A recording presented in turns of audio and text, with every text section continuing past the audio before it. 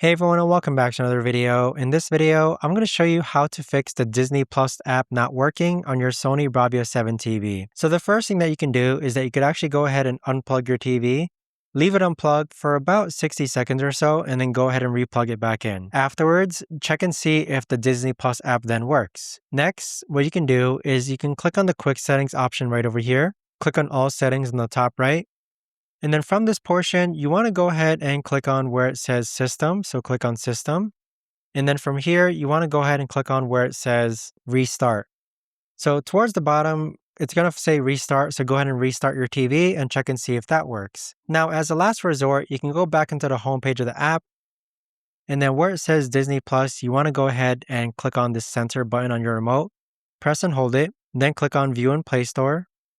And then go ahead and uninstall the Disney Plus app and then go ahead and reinstall it. Check and see if that works.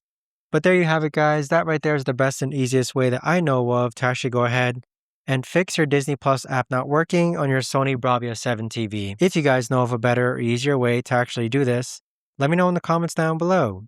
I would love to know. Thanks so much for watching, everyone, and I'll see you guys all in the next video.